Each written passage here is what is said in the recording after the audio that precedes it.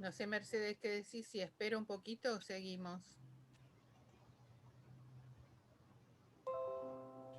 Deshabilité la sala de espera, así que van a ir entrando directamente nomás.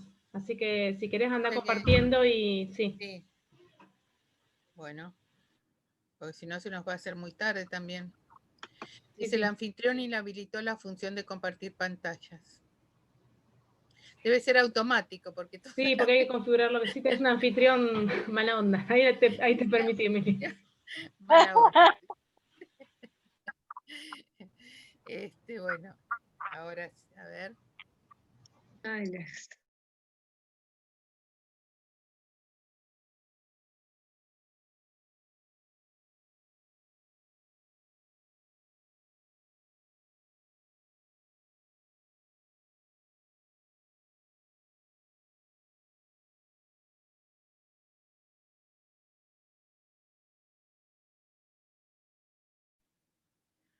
Bueno, ahora no sé si...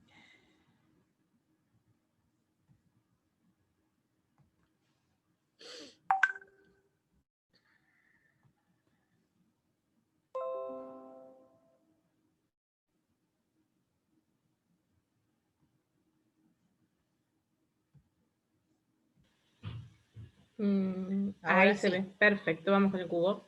Bueno, seguimos con el cubo. Entonces estábamos con las perspectivas que entran en juego cuando uno toma una unidad, un caso para analizar.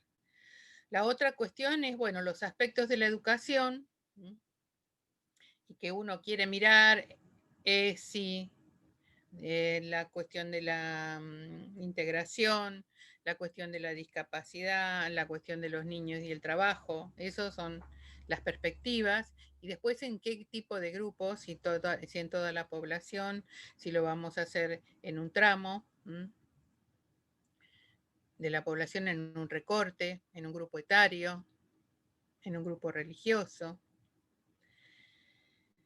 Entonces, según Bray, porque para esto también, como decía, no me acuerdo hoy quién fue, si que fue Gisela, o que San Juan en este sentido también trabaja mucho y con mucho detalle los modos de ir acercándose al objeto de análisis. Según Bray, tomando entonces los niveles de localización geográfica, uno puede partir desde las regiones del mundo y continentes hasta los individuos. Y desde la perspectiva de los grupos, desde las miradas étnicas hasta, bueno, los grupos etarios, los grupos religiosos, las cuestiones de género, otras miradas, la población local y aún más haciendo zoom hacia abajo. Los aspectos, como decíamos hoy, bueno, ESI, los métodos, infinitos, como los que han surgido aquí. Y también los ámbitos y las modalidades. La educación popular, como ya apareció, la educación secundaria, la educación especial, la educación de adultos, la educación popular, la relación entre los medios y la educación. Bueno, y yo tomé de, del texto de Bray una mirada que aparece, que ustedes ya en la próxima próxima propuesta que les vamos a hacer, vamos a ir tomando las distintas unidades de análisis para mirar, y ahí se van a encontrar con que les vamos a ofrecer, que es todo el libro de Bray directamente, para que empiecen a mirar qué posturas tiene Bray respecto de la comparación de sistemas, de la comparación en el tiempo, de la comparación en el espacio, de la comparación de culturas, de la comparación de políticas, de la comparación de valores.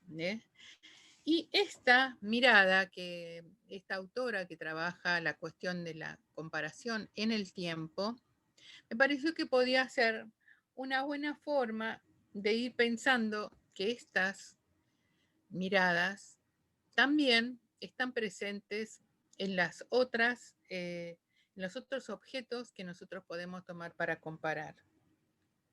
Por ejemplo, el caso del tiempo. Si nosotros tendríamos que decir, ¿quiénes son los propietarios, epistémicamente hablando, del estudio del tiempo y de las manifestaciones del tiempo dentro de las profesiones? Los escucho.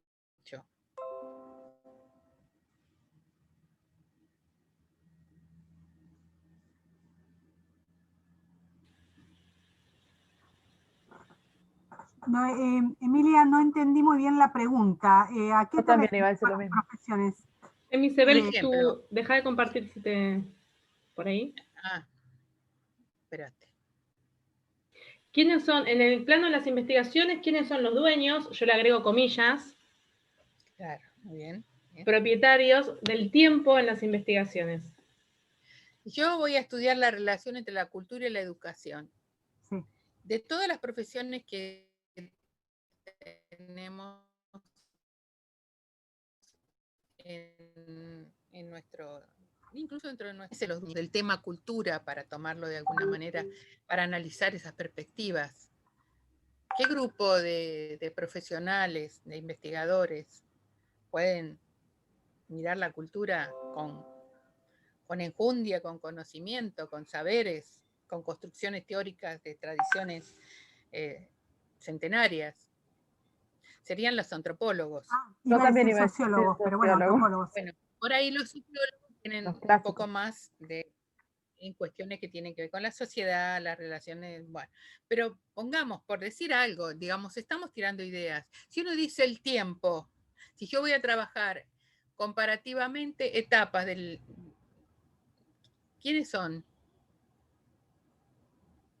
¿Qué dijiste, Vicky? O historiadores. ¿no? Los historiadores, claro. Claro. Y los historiadores, Claro. de alguna manera, son los que nos están, de alguna manera, con sus investigaciones, con su historia, con sus discusiones epistémicas. Recuerden que en el bloque 1 nosotros les compartimos un texto de un autor que a partir de las discusiones relativas a la historia, también, porque la historia y la educación comparada tuvieron mucho que ver en sus inicios, sobre todo. Muchas investigaciones iniciales de la educación comparada partieron de enfoques históricos. Pero en este caso, lo que yo trato de rescatar es que a esta autora que habla del tiempo, o sea, hace una investigación donde la mirada es en etapas o en ciclos, como también vamos a ver que vamos a mostrarles una investigación de un autor argentino que trabaja la idea de ciclos o periodos más cortos, años, días, meses, no importa, siglos en la educación.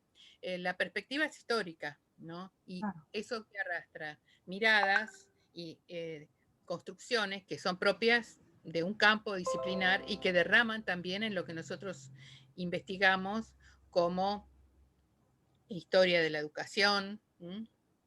Entonces, ahora voy a compartir de vuelta pantalla un poco para recuperar. Bueno, no lo tengo, lo voy a buscar.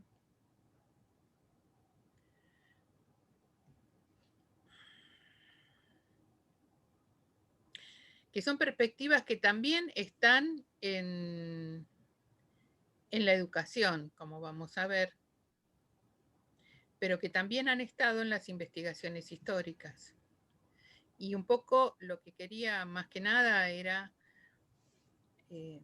señalar, advertir, compartir esta idea de que siempre que estamos abordando un objeto de análisis y desde la perspectiva que la vamos a tomar, estamos arrastrando también miradas que prevalecen o que tienen que ver con construcciones propias del campo disciplinar al que nos estamos acercando, además de la educación. En este caso, por ejemplo, decía que en el tiempo uno puede ir observando cómo en las investigaciones aparecen distintos tipos de perspectivas, aunque a veces se suele decir que cuando se hacen investigaciones en comparadas son investigaciones que no tienen de fondo una teoría, y nada más lejano. Todas las miradas que tenemos dan cuenta de una perspectiva teórica prevaleciente, sea marxista, sea de la teoría de la dependencia, de la línea de Wittgenstein, o del postestructuralismo, postmodernismo, postcolonialismo, feminismo, neoliberalismo. Lo importante es trabajar sobre uno en ese posicionamiento y de alguna manera, a veces, más de una vez, son eclécticos en el sentido de que son construcciones que toman desde estas distintas teorías, así como en lo metodológico tomamos distintos enfoques en nuestros posicionamientos y en nuestras miradas, aparecen por ahí perspectivas teóricas que son sincréticas respecto de estas miradas, sí tener cierta conciencia, podríamos decir, de desde dónde lo estamos mirando o que ese enfoque a qué línea teórica de alguna manera está dando cuenta. Profe, y una consulta. Sí. Cuando uno hace estos trabajos de investigación o de análisis, si quiere comparar y todo, siempre el tiempo influye en el sentido de que hay que marcar en qué periodo de tiempo estamos hablando sobre ese análisis, o es algo secundario. O sea, me refiero, investigamos, en este caso yo lo del trabajo infantil y hablo de tal periodo, o no es relevante. Los fenómenos siempre están situados espacial y temporalmente. Eso, digamos, para comparar y para cualquier investigación corre por ahí. Pero yo puedo hacer una investigación sincrónica. Yo puedo hacer un corte, no un análisis diacrónico, puedo hacer un corte sincrónico. Hoy, o ayer, o hace 200 años, pero sincrónico. Es decir, todos los análisis que estoy haciendo son en el corte ese de ese momento. De todas maneras, siempre en la forma en la que nosotros vamos a mirar después las conclusiones sobre el trabajo de justaposición, de interpretación y de comparación, siempre vamos a analizar el contexto, y ahí es donde aparece lo teórico, ¿no es cierto? Es en ese jugo que le voy sacando al dato, donde está lo teórico, mi mirada, mi enriquecimiento del análisis. Pero uno puede hacer un corte de tipo sincrónico sin ir para atrás ni para adelante, pero sí situar cuando concluye. De hecho, perdón, Amy, como casi estratégicamente, cuando uno empieza a hacer la tabla o pensar qué va a comparar, primer descriptor que no falla es año o periodo histórico, o digamos, es casi lo primero que uno pone en una tabla, porque eso siempre aparece, digamos, como primer, porque también es una referencia, como decía Emilio, o sea que es como medio difícil escapar del tiempo. Sí, lo que uno puede escapar es a relacionar hacia atrás y de a partir de ahí anticiparse o generar miradas que tengan que ver con el futuro, que es lo que pasa con los historiadores, digamos. Generalmente miran para atrás para después decir la tendencia o la situación. Por ahí nosotros podemos hacer otra mirada que no tenga que ver con lo que es esa cosa de ir para atrás y volver hacia el futuro, sino analizar una situación en su contexto histórico y espacial, ¿no? Eso sí, no zafamos, digamos, en términos bien no académicos. Bueno. ¿Puedo hacer una pregunta? Sí. Hay algo que me hace así un poco de ruido, capaz que es una pregunta que no tiene nada que ver, o bueno, sí. Cuando nosotros comenzamos un trabajo comparativo, ¿no? O sea, puede haber muchos motivos para comparar. Ahora, ¿se debe iniciar el trabajo necesariamente de una premisa a modo de hipótesis o no siempre? Entre los métodos consagrados de investigación se destaca el método hipotético deductivo, que es justamente parte de la teoría para generar una hipótesis y bajar a la realidad para comprobar esa hipótesis, ¿no es cierto? En este caso, es una mezcla dialéctica entre un proceso inductivo, porque también está el estudio y la comparación y la mirada de la descripción de cada caso, lo que me va a su vez también retroalimentando. Probablemente yo tenga alguna hipótesis o tenga alguna sensación de que algo puede estar pasando con respecto a eso, porque si bien por ahí no son teorías, en el sentido, como pueden ver en el texto de Gianella o en el de Sauto, que son teorías constituidas, refrendadas y demás, son intuiciones que uno tiene respecto de que esta cosa se va a comportar de determinada manera, o por ahí en Uruguay no es así, mientras que en Brasil y en la Argentina yo tengo la idea de que es así, lo salgo a buscar. O sea, no hay un análisis hipotético deductivo tradicional donde yo a partir de la teoría estoy obligada a redactar una hipótesis, que en otros tiempos se nos enseñó así.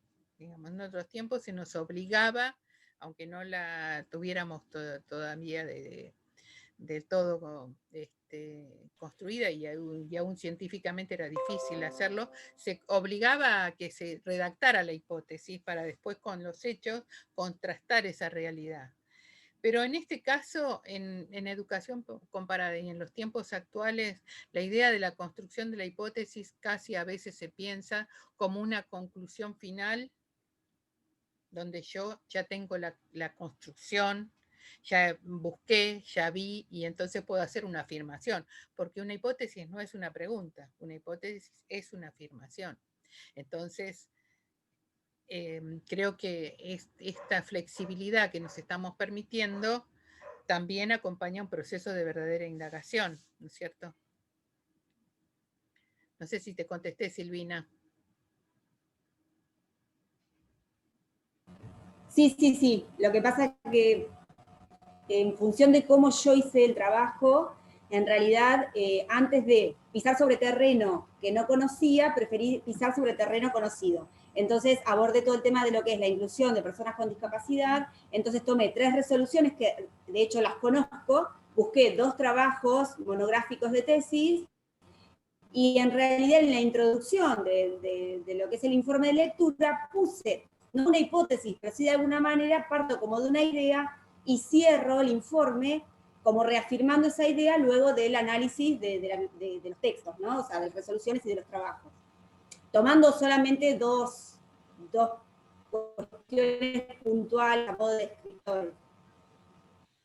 Sí, pero bueno, no sé. Es válido esa forma, ¿no? Como una primera pregunta de investigación, si se quiere, que se responde a través de la búsqueda y la comparación, que después irás enriqueciendo, sí, poniéndole más matices, profundizando. Claro, sí. Pero no es la única, uno podría preguntar, o sea, o en realidad la pregunta que hay detrás de cuando no hay pregunta sería, bueno, ¿cómo es tal cosa? ¿En qué se diferencia de tal otra? No, siempre en la comparación hay una pregunta medio ahí subyacente, pero a veces está un poquito más especificada, pero está bien.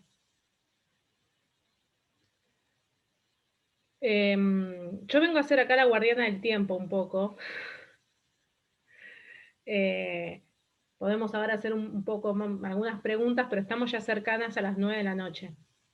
Y queríamos presentar el TP que sigue, ya que ahora están soltando la primera etapa del 1, para que puedan organizarse con su elaboración. Así que, bueno, no sé, Emilia, si vos querés dar un cierre a alguna cosa, o alguna pregunta más que quieran hacer antes de pasar a ese tema. No, yo la verdad que daría paso al TP3 porque me parece que ya es muy tarde y bueno, de última la seguimos otro día en otro encuentro. El PowerPoint igual lo voy a subir, o sea que ahí lo tienen y cualquier cosa, bueno, seguimos. Este tema no se termina hasta que no nos vamos del cuatrimestre, el tema de la metodología, o sea que vamos a seguirlo. Se puede enriquecer después. Perfecto. Ah, ya. Estaba justo guardando la grabación. Ahí está, perfecto.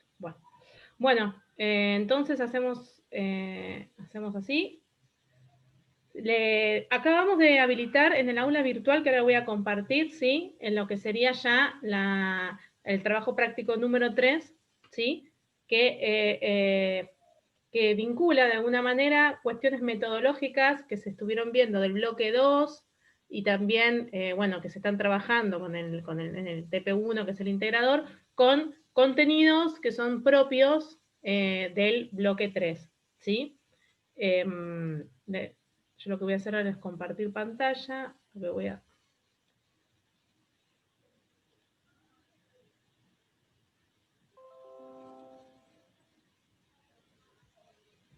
Ahí está. Comparto la pantalla. Bueno, estamos viendo, ¿verdad? ¿Sí? ¿Escuchan también? Sí. ¿Sí? Bueno. Acá está el bloque 3, que ya está habilitado, ¿sí?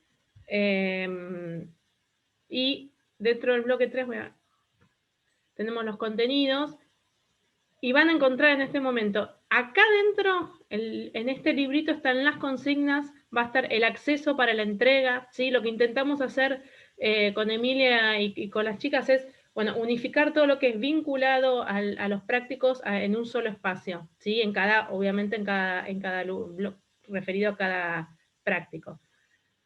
Fíjense, TP3, perspectivas y rupturas en la configuración de los sistemas educativos en Latinoamérica. ¿Sí? Ya avanzamos en este bloque. Estoy entrando.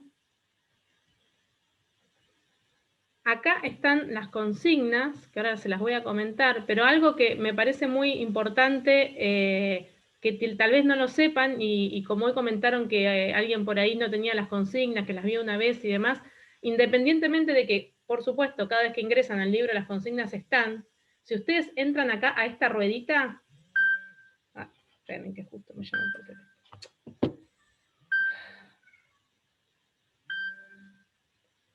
Esperen un segundito. Ahí está. En esta ruedita, fíjense que aparece la opción imprimir el libro completo o imprimir este capítulo. ¿Sí? Si ustedes pueden imprimir cualquiera de las dos cosas, lo pueden imprimir PDF directamente. O sea, no hace falta imprimirlo en ese sentido. Imprimir el libro completo. ¿Sí? Y cuando lo pueden imprimir, lo imprimen como PDF y se bajan las consignas y todo. ¿Está? Bien, eso es una cuestión interesante. Denme un segundito que están insistentes con el teléfono. Perdón, ¿eh?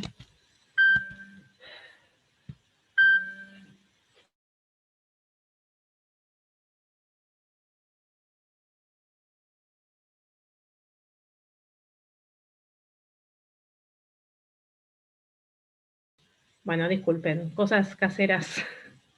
Bien, bueno, volvemos entonces. El práctico entonces, van a encontrar la bibliografía básica, ¿sí? Que es lo que comentaba Emilia, de Felicitas Acosta, que ella es una autora que leímos para el práctico 2, ¿sí? Pero que es un video en el que ella, a través de, bueno, cuenta una investigación que hizo a través de determinados libros de texto, ¿sí? Y a través de la historia o del estudio de los textos, bueno, hace un análisis de la escuela a lo largo del tiempo, ¿sí? 2 capítulos de Guillermo Ruiz, que se refieren a la institucionalización de la educación en América Latina en general y en Argentina, en cómo fue ese proceso de construcción. Y el artículo de Suaz Navar, los ciclos de reforma educativa en América Latina, que también lo comentaba Emilia hace un ratito. Y acá damos algunos ejemplos de sitios de consulta, y ahora van a entender a qué vienen estos ejemplos de sitios de consulta. Viene a colación de las consignas, ¿sí? Porque la propuesta que hacemos para este práctico es una primera identificación conceptual de algunos términos que aparecen en los textos, es muy simple. Acá es más casi una cuestión más que de comprobación de lectura, de definición conceptual para precisar terminológicamente y arrimarnos a hablar, digamos, en los mismos términos, en lo que sigue y también, por supuesto, de cara al parcial. Y la segunda consigna, que es esto que les decía, unir un poco la cuestión metodológica con la parte de contenidos y conceptual. La idea es que a partir de la lectura de estos textos que les propusimos, elaboren una comparación que van a plasmar en una tabla y en la que comparen cuestiones que tengan que ver con la consolidación de los sistemas educativos en América Latina, comparando Argentina y 3 países, por lo menos, de Latinoamérica que ustedes elijan. ¿Sí? El trabajo es grupal, es de hasta 5 integrantes, ¿sí? La idea es que puedan trabajar juntas y juntos, puedan hacer las búsquedas que necesiten, puedan hacer los acuerdos, ¿no? Puedan también compartir la experiencia de hacer un trabajo de búsqueda y de elaboración de descriptores en forma colaborativa. Y como trabajo final, entregar la tabla. Esto es un ejemplo, ¿sí? No es que tienen que tomar ni estos países ni estos criterios, es un ejemplo, en los que van a tomar Argentina, 3 países o alguno más que ustedes deseen, elaborar algunos criterios de comparación que los van a ir definiendo en función de lo que digan los textos de Ruiz, de Suaznavar, lo que diga Felicitas, y aquellos también que vayan encontrando, y al finalizar, en 500 palabras que puedan contar lo más importante de esa descripción, hacer una síntesis de esa comparación, ¿sí? Por eso es que acá le pusimos sitios de consulta de ejemplo, porque además de los textos básicos que ustedes van a estudiar o leer para poder elaborar los descriptores, después van a tener que ir a buscar el dato a algún lado. Pueden usar algo de esto que les sirva o pueden ir a hacer otras búsquedas, ¿sí? ¿Se entiende hasta acá?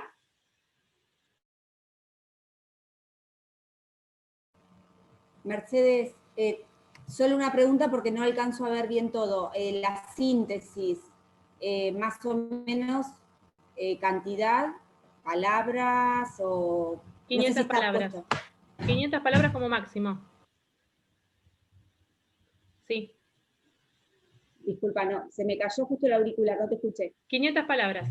Bien.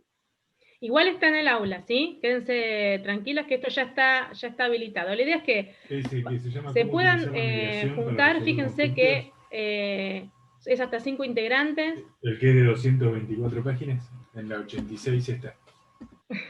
No sé, bueno, que puedan elegir, arman los grupos, ustedes se eligen y van a ir apareciendo acá los grupos que van armando, ¿sí? Bueno, ustedes se manejan mucho por WhatsApp, por ahí, si ya más o menos... Bueno, este sería el grupo 3, que no tiene el número. Se van armando porque la idea es que nosotros después armemos los grupitos para que cuando hagan la entrega, lo entrega uno y directamente ya le figura el resto del equipo, y lo mismo con la corrección, ¿sí? Pero eso no lo podemos hacer hasta que no sepamos cómo están construidos los equipos. Bueno, la fecha de entrega es, creo que son 2 semanas. Eso, fecha de entrega. Fecha de entrega.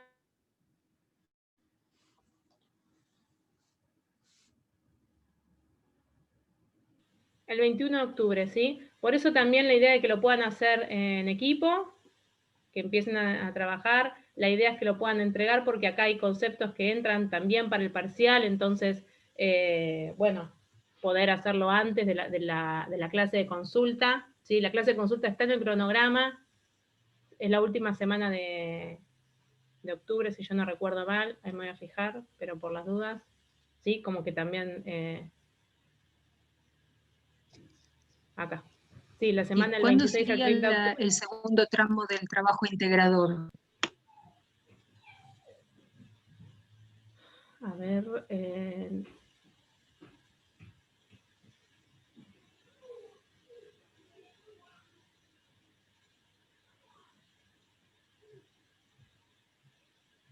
estoy buscando dónde está la segunda etapa.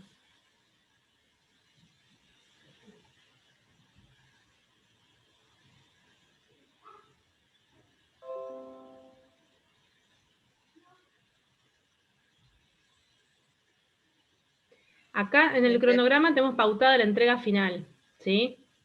Vamos a ver ahí si hacemos una entrega intermedia, cómo lo manejamos, Emilia, porque no...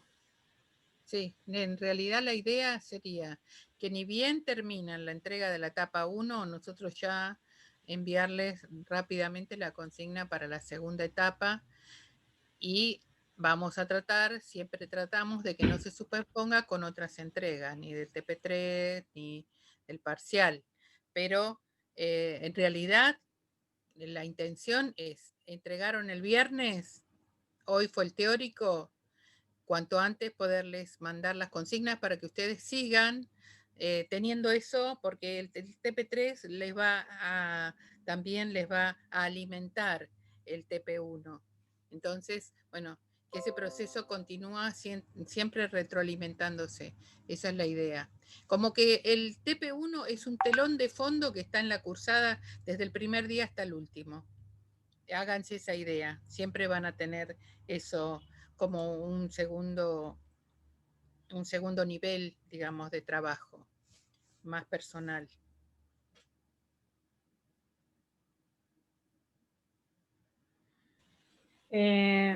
Respecto del TP3, sí, el TP3 se entrega se entrega en un archivo que ahora en este momento no está habilitado, pero como les decía recién, ¿sí? Estábamos esperando por que armen los grupos para poder configurar los grupos y ya armar la entrega con esos grupos armados. Respecto del TP2, que fue un cuestionario, por ahí Rosa, bueno, ayer yo te respondí por privado, porque... Bueno, ahora sí, que deje de trabajar tanto, me dice. Disculpa, Mercedes, no quería interrumpir con algo tan personal, que es algo que me pasó a mí, pero no me aparece ningún mensaje en la casilla.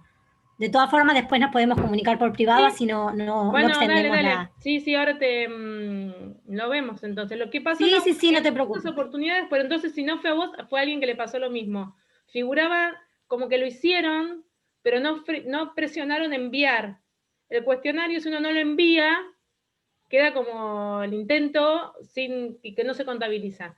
Entonces, bueno, en esos casos en particular hay que volver a habilitar porque el cuestionario y bueno, pedirles a que lo envíen directamente a ustedes, ¿sí? Pero bueno, entonces lo veo, lo tomo nota. Bueno, gracias.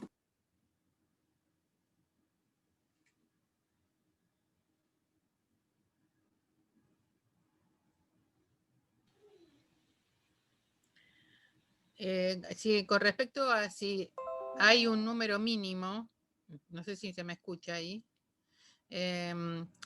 sí, lo mínimo sería 3, digamos, porque la intención es que negocien significados, trabajen colectivamente y colaborativamente, porque es otro de los perfiles que apuntamos en los licenciados en Ciencia de la Educación. Siempre trabajamos en equipo, tenemos que trabajar en equipo y bueno, la idea es que los trabajos prácticos tengan aspectos individuales y aspectos grupales. Así que el mínimo sería 3 como mínimo. La intención nuestra es que sean bien numerosos en el sentido de que tengan que, digamos, el alivio del trabajo compartido, pero a la vez el esfuerzo de la negociación de significados y la construcción colectiva.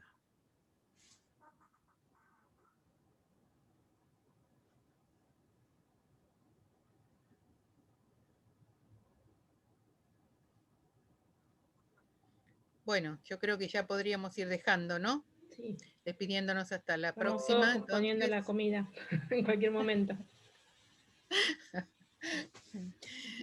Hasta pronto. Gracias por haber estado compartiendo. Bueno, muchas gracias. Estamos en Muchas gracias. Bueno, cualquier duda recuerden siempre el foro, ¿sí? Perfecto, gracias Mercedes. Adiós. Muy bien. Saludito. Gracias. Chao.